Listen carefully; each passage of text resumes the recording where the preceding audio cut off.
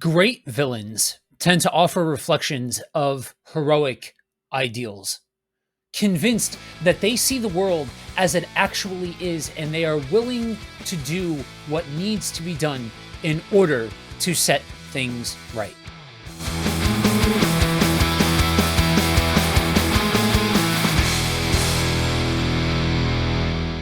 Geeks, I am a DC guy through and through. Usually, when you think of DC, you think of these larger than life characters, these big epitomes of storytelling and virtue and valor and all of these other characteristics. Likewise, they have some of the best villains to ever grace comics. And let's be honest, villains make stories a lot of the time. A hero is only as strong, really, as the compelling force that they're going up against. When you look at Superman, you have Lex Luthor, a man that has all of the power in the world, but still has an inferiority complex to this alien with the powers essentially of a god. You have bats, and you have this chaotic reflection of this paragon of what it means to uphold justice, but while still holding to your convictions. A clown that has dominated the conversation for the most dangerous, for the strongest, for the most compelling villain that DC has to offer. But I am here to talk about a different reflection, a reverse, if you will, as one of the strongest, most compelling, and frankly, most evil villains that really storytelling has to offer. So, for the uninitiated, every Flash has a reverse Flash. They have the antithesis to their good guy speedster, and your mileage may vary on just how compelling each one of the arch villains really is. But I don't think you need to look any further than the original Reverse Flash for the benchmark for what this reverse, what this reflection really looks like. Eobard Thawne is more than just a speedster that hates Barry Allen. His obsession with destroying the Flash has driven him to commit countless atrocities. Unlike other villains, his methods aren't just about power, they're personal and they're twisted. So let's take a look at why this makes him one of the strongest and most evil villains DC has ever seen. The Reverse Flash's powers come from the negative Speed Force, making him faster and deadlier than most speedsters. His speed is often greater than that of both Barry Allen's and Wally West's, and his experience with the negative Speed Force, coupled with his intelligence, coupled with his cunning, tends to lead him to know exactly how to use his command over time travel, his ability to be able to be essentially a walking paradox, and his viciousness to make life a nightmare for the Flashes. And if he decided to, just with this power alone, could dominate the landscape of DC. His mastery of the negative Speed Force means that he can kill with just a touch or even remove people from existence entirely. Now, because of all of his time travel shenanigans, he is a walking paradox, which means you cannot simply kill him. You cannot simply stop him. He can, in fact, be in more than one place at more than one time, even though he his existence doesn't make any sense within history. Now, outside of time travel, he's not just fast, he's dangerously fast. He has survived attacks that would completely vaporize somebody else, including an assault involving a white dwarf star. His speed allows him raw power unmatched by most beings. We've seen stories where the Reverse Flash has gone toe to toe and defeated both Batman and Superman. Now, you can have a villain that can do anything and everything that you could possibly imagine. They are capable of any feat known to man or comic panel. But if there is not a compelling character behind the ridiculous feats, then all they are is a giant obstacle for the hero to overcome. And some characters are exactly that. But what makes Reverse Flash so special is the character around all of these ridiculous feats that he is able to do.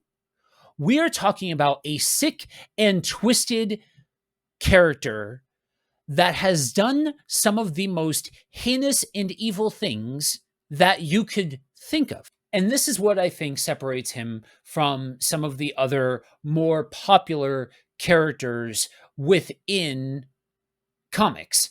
Generally, when you think about villains within DC Comics, the first name that you think of is the Clown Prince of Crime. And for good reason, he's iconic in a lot of ways. But what separates Reverse Flash from characters like the Joker is the very raw, personal aspect of his character that drives forward a level of maliciousness that is direct and exact. He's not looking to just rob a bank. He's not looking to create chaos. He's not looking for monetary or direct personal gain.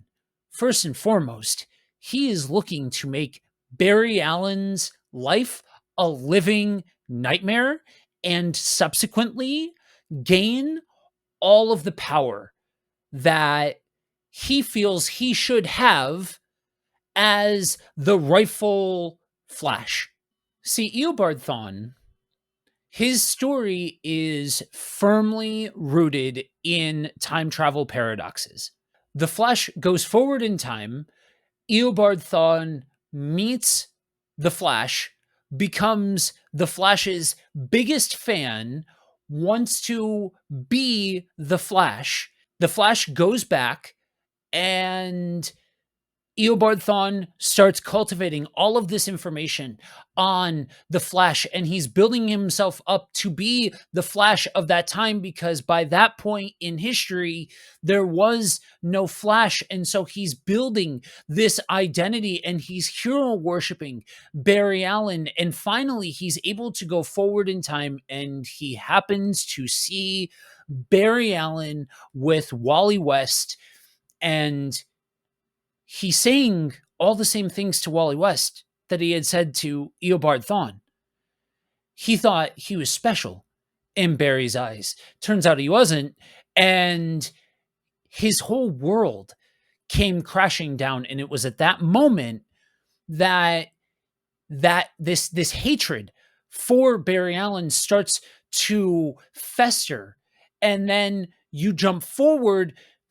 Eobard Thawne goes back to the future. Barry goes to the future, finds out that Thawne is essentially setting up crimes so that way he could come in and save the day as the Flash. And so Barry has no choice but to stop him, essentially spawning his supervillain origin story. The kicker of the whole thing, and what I think is such a sweet note on the tragedy that is Eobard Thawne, the whole reason why Reverse Flash wears a yellow costume is because that's the color that the Flash's sidekick, Kid Flash, wears. And he just wanted to work with the Flash. And he sees it as he is the sidekick that he needs. He is the Flash that he needs. And so we see his villain origin story firmly cemented, and he continue to play with time travel, and the whole time his hatred is building, and the negative speed force is born, and it continues to distort his perception and continues to increase and feed upon and grow this hatred and this evil that is inside of him, to the point where he is ruthless and savage, to the point where on their wedding day the Reverse Flash goes to Barry and Iris's wedding and kills Iris. He goes to when Barry is a kid and takes his best friend and removes him from existence. We get this incredible picture of everything that Reverse Flash has done to just torture Barry from the shadows over the years. At the end of Joshua Williamson's run on The Flash in DC Rebirth.